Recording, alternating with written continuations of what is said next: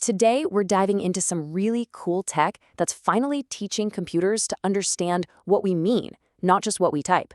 We're going to get into how AI is basically learning the language of ideas and, the special kind of database that makes this whole thing possible. All right, let's start with something we've all felt, right? You type a search for, say, smartphone, but the results, they completely miss anything about cell phones or mobile devices. You know they're all related, but the search engine is just stuck on that one exact word. It's so literal, it's frustrating. You see, for decades, we've been stuck with keyword search. It's basically a giant game of match the word.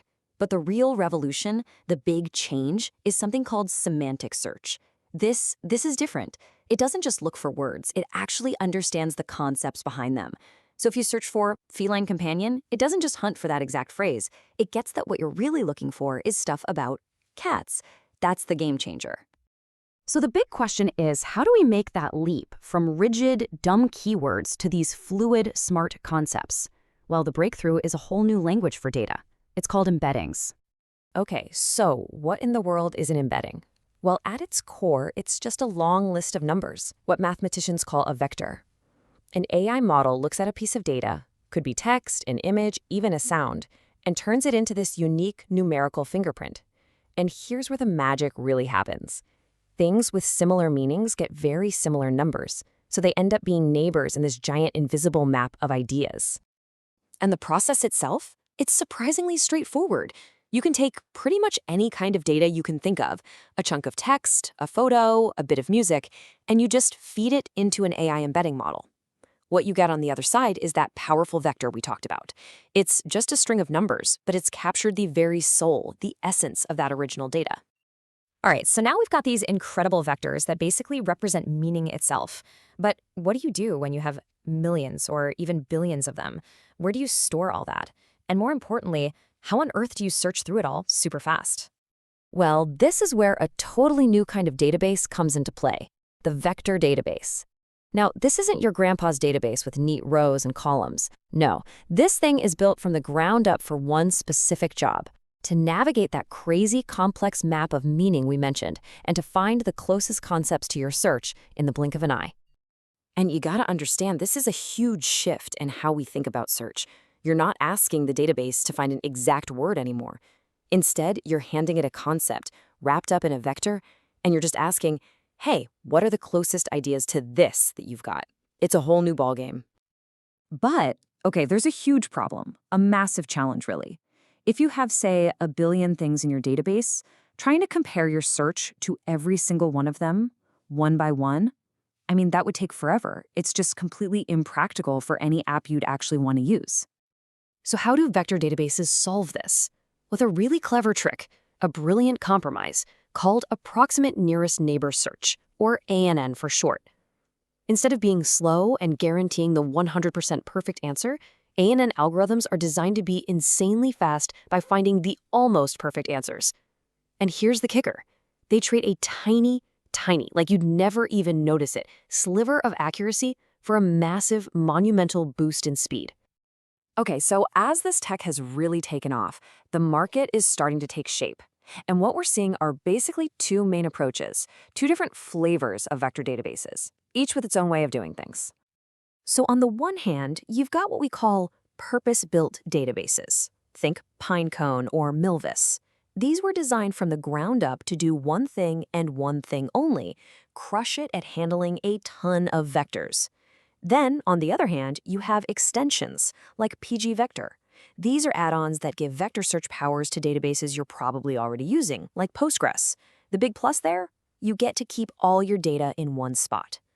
And when you look at the landscape, there are a few big names that pop up, each with its own special talent. Pinecone, for example, is famous for being super easy to get started with. Milvus is like the open source beast for when you have billions and billions of vectors.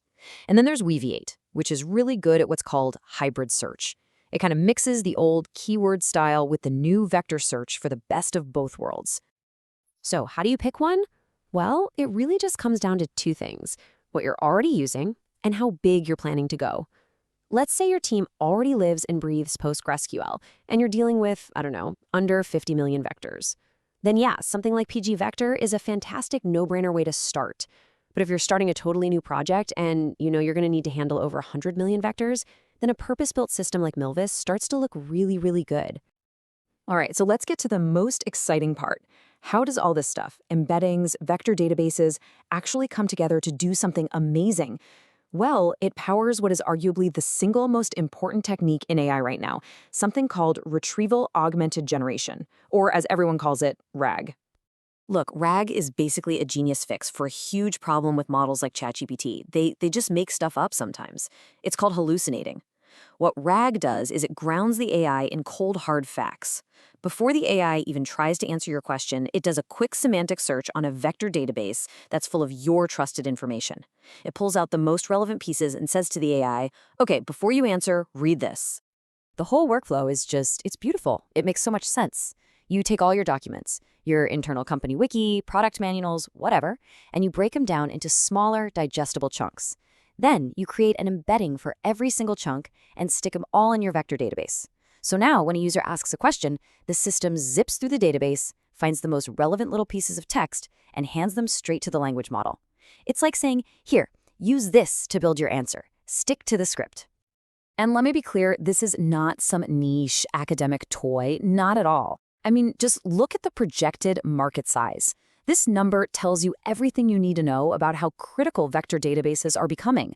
They are the new plumbing, the essential infrastructure that's going to power this whole next generation of smart, fact-based AI.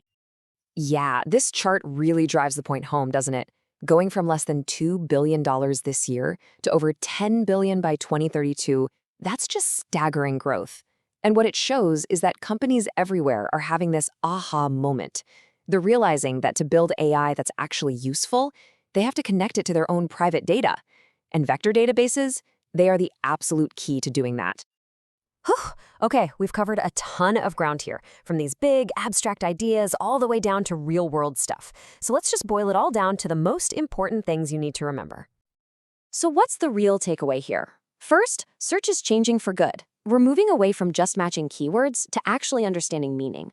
Second, embeddings are the language that makes this possible. They're the AI's translator for ideas. Third, vector databases are the critical piece of infrastructure, the super fast library for all this meaning. And finally, systems like RAG pull it all together to create AIs that aren't just smart, but are also safe and trustworthy.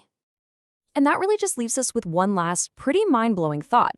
For basically the first time in history, we can search through all of our information not just by the words we use, but by the actual meaning behind them. So the big question isn't just about the tech anymore, it's about what this unlocks. With this new power, what completely new questions are you going to ask?